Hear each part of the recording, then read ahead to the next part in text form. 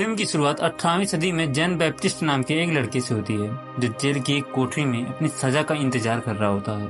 कुछ देर बाद उस कोठरी में सिपाहियों का एक ग्रुप आता है जो जीन को खींचते हुए बाहर की तरफ ले जाते हैं। बाहर ले जाके गार्ड्स उसे उग्र भीड़ के सामने पेश कर देते हैं जो चिल्लाकर न्याय मांग रहे होते हैं। थोड़ी देर बाद लॉर्ड अपना फैसला सुनाता है कि 2 दिन बाद जीन को क्रूस पर लटकाकर लोहे की राड से तब तक पीटा जाएगा जब तक कि उसकी मौत नहीं हो जाती। जीन जब अपने मौत का फैसला सुनता है तो वो अपने पिछले घटनाओं को याद करने लगता है जो आज उसके मौत का कारण बनी थी। इस सब की शुरुआत पेरिस के एक भयानक बदबूदार बाजार से हुई थी जहाँ एक औरत एक बच्चे को जन्म देती है। क्योंकि उस औरत के पिछले सभी बच्चे मरे हुए पैदा हुए थे, इसलिए वो ये मान लेती है कि उसका ये बच्चा भी मरा हुआ पैदा हुआ है। इसलिए वो अपने काम पर जाने से पहले नाल को काट देती है और इस बच्चे को मछली के कटे हुए सड़े गले मांस के बीच में ढकेल देती है। ये बच्चा कोई और नहीं बल्कि जीन ही होता है जो थोड़ी देर बाद अपनी पहली सांस लेता है, जिससे उसे बाजार से आने वाली सभी बदबूदार चीजों की गंध आने लगती है। जीन जब पहली बार रोता है तो बाजार में मौजूद सभी लोग उसकी आवाज को सुन लेते हैं और वे लोग ये मान लेते हैं कि उसकी माँ ने उसे जानबूझकर ही मरने के लिए यहाँ पर छोड़ दिया है। उसकी माँ को जब ये बात पता चलती है तो वो वहाँ से भागने की कोशिश करने लगती है, लेकिन बाजार में मौजूद सभी लोग उसे पकड़ लेते हैं और जीन की माँ को उसे मारने के आरोप में मौत की सजा दे दी जाती है।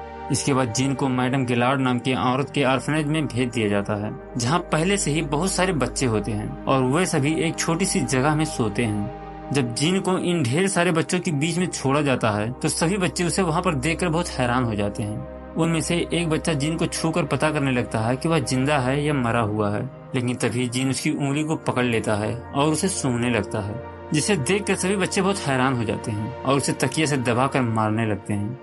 ऐसा करने से जीन जोर जोर से रोने लगता है और जीन की आवाज को सुनकर मैडम गिलार्ड वहाँ पे आ जाती है। मैडम गिलार्ड जब उन्हें जीन को मारते हुए देखती है तो उसे उन सभी बच्चों पर बहुत गुस्सा आता है और वो सभी बच्चों को कोड़े से मारने लगती है। धीरे धीरे समय बीतता जाता है और 5 साल की उम्र तक जीन बोल नहीं पाता है। ऑर्फनेज में मौजूद सभी बच्चे उसे बहुत अजीब मानते हैं और उससे हमेशा दूर ही रहते हैं, जिसकी वजह से जीन अपने यूनिक टैलेंट को यूज करके अपना टाइम स्पेंड करता है। यहाँ हमें पता चलता है कि उसके पास किसी भी चीज को सूंघने का यूनिक टैलेंट है, जिसकी वजह से वो किसी भी चीज की स्मेल को आसानी से पहचान सकता है, चाहे वो बहुत दूर हो या फिर कोई ऐसी चीज जिसे सूंघना इम्पॉसिबल हो। इस एज में जीन अभी भी अच्छी और बुरी गंध के बारे में फर्क नहीं समझ पाता है। उसे केवल नई सुगंध तलाशना और खोजना पसंद होता है। कभी कभी उसे मरे हुए जानवरों की भी गंध आती थी, जिसकी वजह से अन्य बच्चे उसके ऊपर सड़े हुए फल फेंका करते थे। कुछ समय बाद जीन अपनी नाक का इस्तेमाल करके बात करना और आंख बंद करके ये बताना सीख जाता है कि उसके आसपास कौन कौन सी चीजें मौजूद हैं।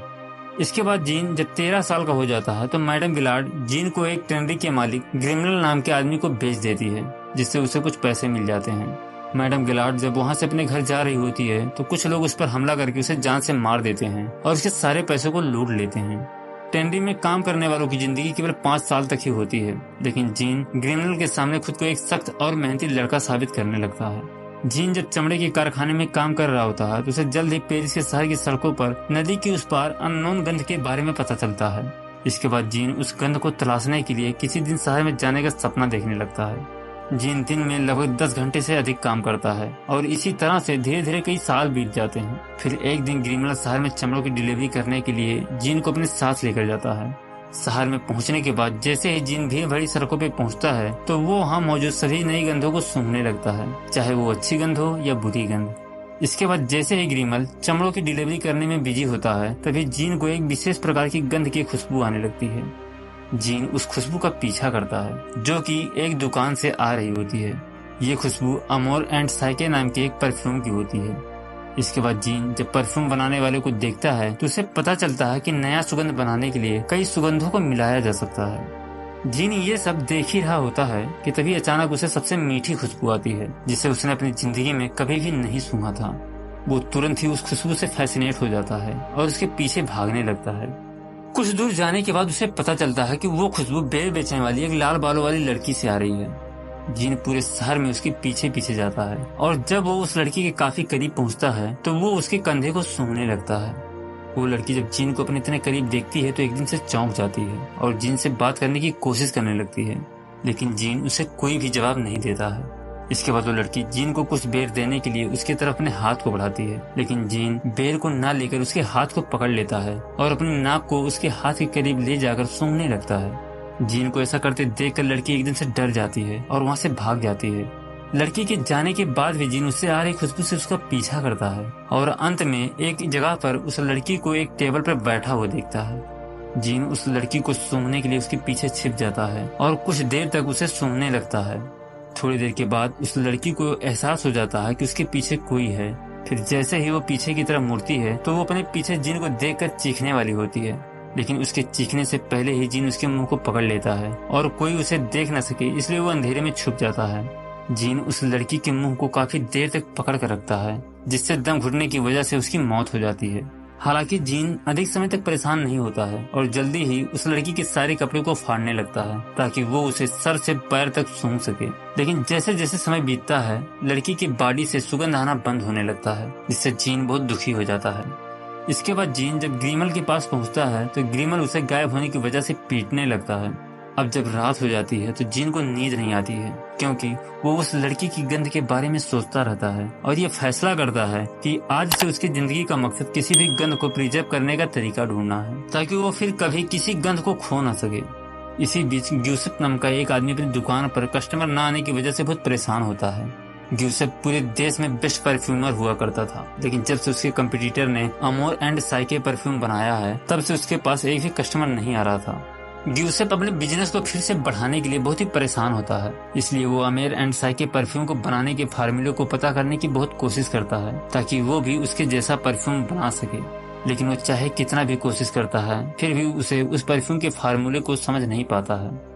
एक रात जीन को चमड़ा पहुंचाने के लिए ग्यूसेप के लैब पे जाता है और वहाँ पर मौजूद सभी गंधों को सूंघकर बहुत चकित हो जाता है। जीन ग्यूसेप को बताता है कि तुम जिस परफ्यूम पर रिसर्च कर रहे हो मैं उसके फार्मूले के बारे में बता सकता हूँ कि इसमें कौन कौन से गंध मिले हुए हैं।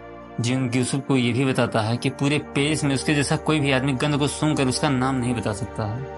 ग्यूसेप को जीन की बात पर भरोसा नहीं होता है, इसलिए वो जीन को खुद को साबित करने के लिए कहता है। इसके बाद जीन बिना किसी हिचकिचाहट के सभी इंग्रेडिएंट्स को मिलाना शुरू कर देता है। ग्यूसेप उसके इंग्रेडिएंट्स को मिलाने के तरीके को देखकर उसे डांटने लगता है, लेकिन जीन उसे अनदेखा करके अपना काम जारी रखता है।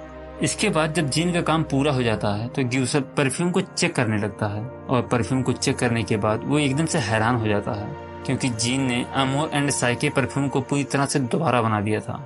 जीन ग्यूसेप को बताता है कि अभी भी ये परफ्यूम एक अच्छा परफ्यूम नहीं बना है। इसके बाद जीन तुरंत फिर से कुछ चीजों को इस परफ्यूम में मिलाने लगता है और ये सब देखकर ग्यूसेप को बहुत गुस्सा आ जाता है, क्योंकि परफ्यूम बनाने की टेक्निक को न जानते हुए भी जीन ने अमोर एंड साइके परफ्यूम को बना दिया था। इसके बाद ग्यूसेप जीन को वहाँ से बाहर निकाल देता है। जीन के जाने के बाद जब ग्यूसेप दूसरे परफ्यूम को सूंघता है तो उसकी स्मेल से उसे लगता है कि वो स्वर्ग में आ चुका है। अगले दिन ग्यूसेप जीन को खरीदने के लिए ग्रीमल के पास जाता है और उसे जीन को खरीद लेता है। पैसा मिलने के बाद ग्रीमल बहुत खुश हो जाता है और नशे में धुत होकर जैसे ही शराब खाने से बाहर निकलता है तो सामने से आने वाली एक गाड़ी से बचने की कोशिश करता है और नीचे गिर जाता है। नीचे गिरने की वजह से उसके सर में चोट लग जाती है और वो नदी में गिर जाता है, जिससे उसकी मौत हो जाती है। इसके बाद जीन ग्यूसेप के साथ मिलकर परफ्यूम बनाने लगता है और धीरे धीरे ग्यूसेप का बिजनेस एक बार फिर से पूरे शहर में फेमस हो जाता है। ग्यूसेप जीन को बताता है कि कोई भी परफ्यूम 12 नोट्स से मिलकर बना होता है, लेकिन कई लोग कहते हैं कि अगर किसी ने 13वां नोट्स बना लिया तो उससे बने परफ्यूम का कोई भी तोड़ नहीं निकाल सकता, लेकिन आज तक ऐसा कभी हुआ नहीं है। ग्यूसेप की बात को सुनकर जीन को उस लड़की की याद आ जाती है जिसको उसने गलती से मार दिया था, और उस रात में भी जीन उस लड़की का सपना देखता है। इसके बाद अपने लाइफ के गोल को याद करते हुए जीन ग्यूसेप से किसी भी गंध को प्रिजर्व करने का तरीका सिखाने को कहता है। अगले दिन ग्यूसेप उसे बताता है कि 10,000 गुलाबों को सही टेम्परेचर पर उबालकर उसका एसेंस कैसे निकाला जाता है जब तक कि आयल इकट्ठा न हो जाए और एक छोटे से बीकर में गिर न जाए। इस काम को करने के लिए काफी समय तक वेट करना पड़ता है, लेकिन अंत में मशीन से गुलाब का आयल निकल जाता है और ये सब देखकर जीन इतना इम्प्रेस हो जाता है कि वो खुद ही एक्सपेरिमेंट करना शुरू कर देता है। वो सड़क से जंजीर और घोड़े की नाल जैसे तमाम रैंडम चीज को लाता है और उनका गंध निकालने की उम्मीद में उन्हें मशीन के अंदर रखकर उबालने लगता है। सुबह जब ग्यूसेप जागता है तो उसे लैब में तेज आवाजें सुनाई देती हैं, इसलिए वो सीधा लैब में जाने लगता है। लैब में पहुंचने के बाद वो देखता है कि जीन की हालत एकदम से खराब हो चुकी है। उधर जीन जब ग्यूसेप को देखता है तो वो उस पर चिल्लाने लगता है और कहता है कि तुमने मुझसे झूठ बोला था कि ये मशीन किसी भी चीज की गंध को निकाल सकती है, बस कुछ चीजों को छोड़कर। ग्यूसेप जब देखता है कि जीन उन मेटल्स का गंध निकालना चाह रहा है तो वो बहुत हैरान होता है, क्योंकि उनका गंध कोई भी नहीं होता है। इसके बाद यूसुफ जब मशीन को चेक करता है तो वो ये देखकर हैरान हो जाता है कि जिन ने उसके पालतू बिल्ली को भी गंध पाने के लिए उसमें डाल दिया था। ये सब देख कर यूसुफ जिन को बहुत डांटता है और बताता है कि किसी भी जिंदा चीज से उसकी गंध को नहीं निकाला जा सकता है। जिन जब ये सुनता है तो अचानक उसे चक्कर आ जाता है और वो जमीन पर गिर पड़ता है। नेक्स्ट सीन में दिखाया जाता है कि जिन बहुत बीमार हो चुका है और यूसुफ शहर के बड़े बड़े डॉक्टर से उसका इलाज करवाता है, लेकिन कोई भी डॉक्टर ये नहीं बता पाता कि उसको हुआ क्या है। मरने के कगार पे होते हुए भी जिन यूसुफ से पूछता है कि गंध को अलग करने के लिए क्या कोई और भी मेथड है या नहीं है। इसके बाद यूसुफ उसे इन्फ्लोरेंस टेक्निक के बारे में बताता है, जिसका यूज केवल ग्रास सिटी में किया जाता था। इस टेक्निक के बारे में जानने के बाद जिन कुछ ही दिनों में फिर से ठीक हो जाता है और यूसुफ से ग्रास सिटी जाने के लिए कहता है। ग्रास सिटी जाने के लिए प्रॉपर पेपर वर्क की जरूरत होती है, इसलिए यूसुफ उसे 100 नए फार्मूले के बदले में पेपर वर्क करके देता है। जिन के जाने के बाद में यूसुफ बहुत खुश होता है और आराम करने के लिए अपने बेड पे जाता है, लेकिन तभी अचानक उसका घर ढह जाता है और वो उसमें मारा जाता है। ग्रास सिटी जाते समय पहली बार जिन को आजाद जिंदगी जीने का एहसास होता है, क्योंकि अब वो किसी का गुलाम नहीं था। ग्रास सिटी जाने के लिए वो कई गांवों से होकर छोटी सड़कों पर चलने के बजाय पहाड़ों के बीच से होकर जाने का फैसला करता है, ताकि वो अच्छे से सांस ले सके। अंत में चलते चलते वो एक पहाड़ी चोटी पे चला जाता है और एक गुफा के अंदर जाकर छुप जाता है, जहाँ वो पहली बार केवल डेड स्टोन की गंध को ही सूंघ सकता था। वहाँ पर कोई और भी गंध न होने की वजह से उसे इतना सुकून मिलता है कि वो कई दिनों तक वहीं पर ही रुक जाता है। एक दिन जिन को फिर से उसी लड़की का सपना आता है जिसको उसने मारा था। जिन घबरा कर नींद से जाग जाता है और अपने बॉडी को सूंघने लगता है, लेकिन उसकी बॉडी से कोई भी गंध नहीं आती है। इसके बाद जिन बाहर जाता है और बारिश के पानी से अपने बॉडी को साफ करता है, लेकिन बॉडी को साफ करने के बाद भी उसे पता चलता है कि उसके पास हर किसी की तरह कोई भी गंध नहीं है। ये सब जानकर जिन अब अपने आप से ये वादा करता है कि वो पूरी दुनिया के सामने ये साबित कर देगा कि वो कोई नॉर्मल इंसान नहीं है। इसके बाद जिन फिर से ग्रास सिटी जाने के लिए रवाना हो जाता है और जब वो लगभग ग्रास सिटी पहुंचने वाला होता है तभी उसे एक अमेजिंग खुशबू आती है, जो बेर बेचने वाली लड़की से भी अच्छी होती है। थोड़ी देर बाद वहाँ से एक गाड़ी गुजरती हुई दिखाई देती है, जिसके अंदर लौरा नाम की एक खूबसूरत लड़की बैठी होती है। लौरा को देखकर जिन एक्साइटेड हो जाता है और उसका पीछा करने के लिए ग्रास सिटी तक दौड़ता हुआ जाता है। जिन उसकी खुशबू का पीछा करते हुए एक फैंसी मेंशन गार्डन में घुस जाता है और दूर से लौरा को देखने लगता है। जिन उसकी खुशबू को सूंघने के लिए जितना संभव हो सकता था उतना करीब जाता है, लेकिन ठीक उसी समय लौरा के पिता रिचिस वहाँ पे आ जाते हैं और लौरा को वापस मेंशन के अंदर भेज देते हैं। अगले दिन जिन एक परफ्यूम बनाने वाली दुकान में काम करने के लिए जाता है, जहाँ वो डोट नाम के एक आदमी की देखरेख में परफ्यूम बनाने की कला को सीखता है। इस प्रोसेस में फूलों को जानवरों की चर्बी में प्रेस करके उनका ऑयल निकालने के लिए एक बड़े से कंटेनर में उबाला जाता था। एक रात एक कपल खेत में बने एक झोपड़ी में डेट पर गए होते हैं, लेकिन जब लड़की उस लड़की को बहुत ज्यादा परेशान कर देती है तो वो लड़का नाराज हो जाता है और लड़की को वहाँ अकेला छोड़कर चला जाता है।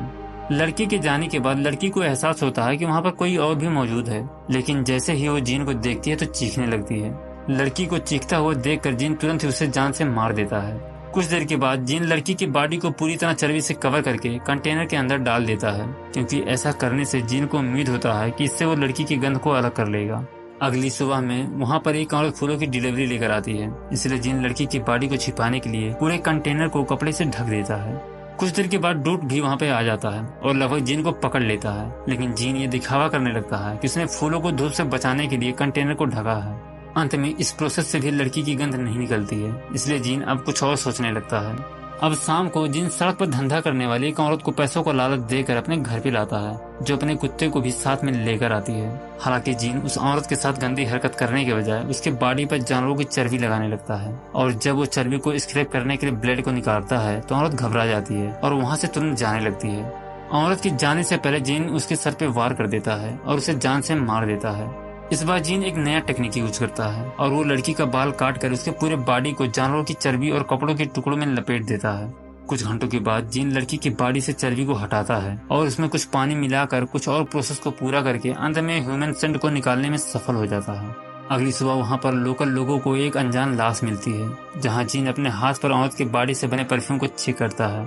वहीं पास में ही उस औरत का कुत्ता मौजूद होता है और जैसे ही उसे अपने मालिक की खुशबू आती है वो दौड़कर जिन के पास में जाने लगता है। जिन जब कुत्ते को अपने पास में आता हुआ देखता है तो बहुत खुश हो जाता है और इस खुशबू को वो उन 13 बोतलों में से पहले बोतल में रख देता है, यानी कि अभी भी वो बाकी 12 बोतलों को भरने के लिए सही परफ्यूम के नोट्स ढूंढने वाला है। कुछ दिन बाद जिन लौरा को देखने के लिए उसके जन्मदिन की पार्टी में चुपके से घुस जाता है। वहाँ पर लौरा की सहेलियाँ हाइड एंड सीक गेम खेलने के लिए गार्डन में बने मेज के अंदर जाती हैं। मेज के अंदर जिन पहले से ही मौजूद होता है और जब वो लौरा को अकेला पाता है तो उसे पकड़ने की कोशिश करता है। लेकिन लौरा जब उसकी परछाई को देखती है तो उसे लगता है कि शायद ये परछाई उसकी किसी सहेली की हो, इसलिए वो उनसे बचने के लिए वहाँ से भाग जाती है। लौरा जब वहाँ से भाग रही होती है तो जीन की वजह लौरा का एक दोस्त उसे पकड़ लेता है और जब जीन ये देखता है तो वहाँ लगे एक लैंप को पत्थर मारकर तोड़ देता है और ये सब देखकर लौरा फिर से वहाँ से भाग जाती है। थोड़ी देर के बाद गेम खत्म हो जाता है, लेकिन मेज के अंदर गई हुई 2 जुड़वा बहनें वापस नहीं आती है, जिसके बाद पार्टी में मौजूद सभी लोग उन्हें मेज के अंदर ढूंढने लगते हैं। इसी बीच जीन उन दोनों लड़कियों की खुशबू निकालने के लिए उन्हें मारकर चर्बी में लपेट कर बाकी की प्रक्रिया करता है और उनसे बने परफ्यूम को अपने कलेक्शन में रख देता है।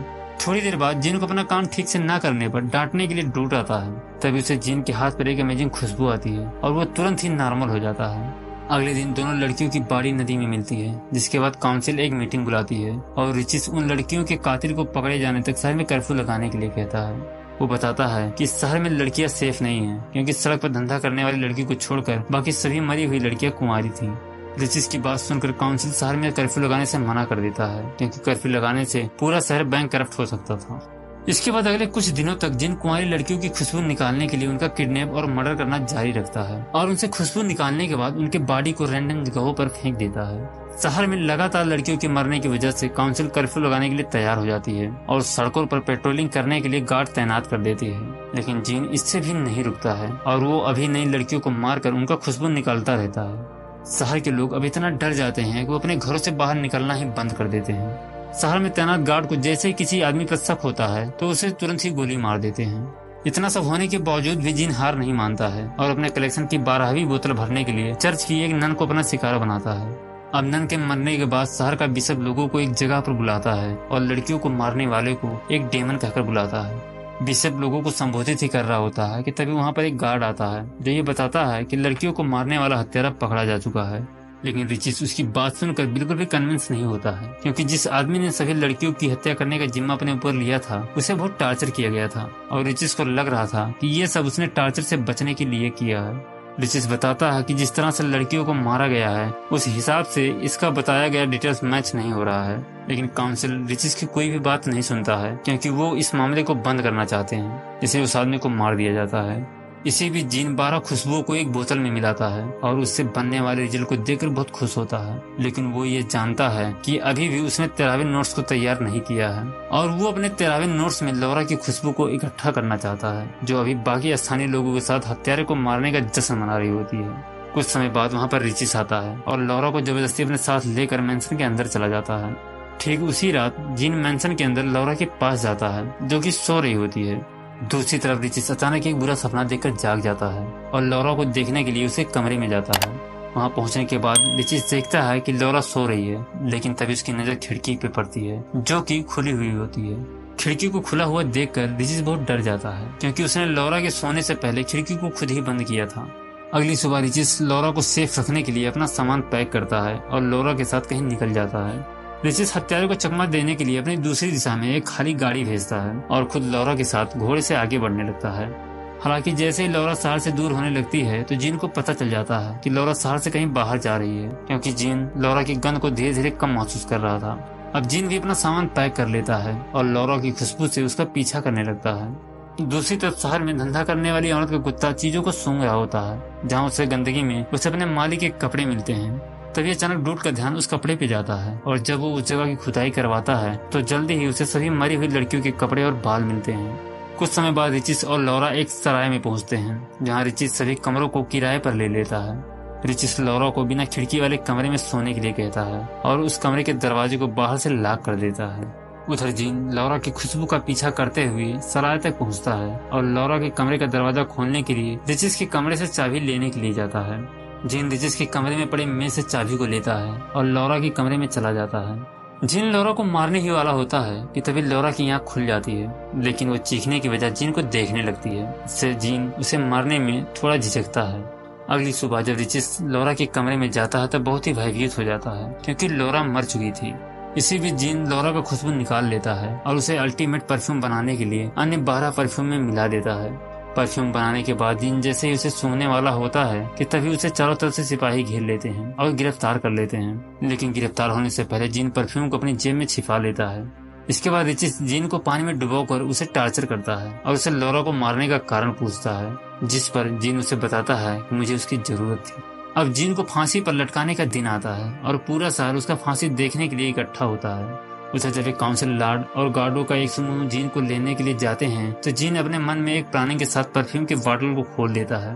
कुछ देर बाद शहर के चौराहे पर एक गाड़ी आती है और जीन एक प्रिंस की तरह से कपड़े पहनकर गाड़ी के बाहर निकलता है।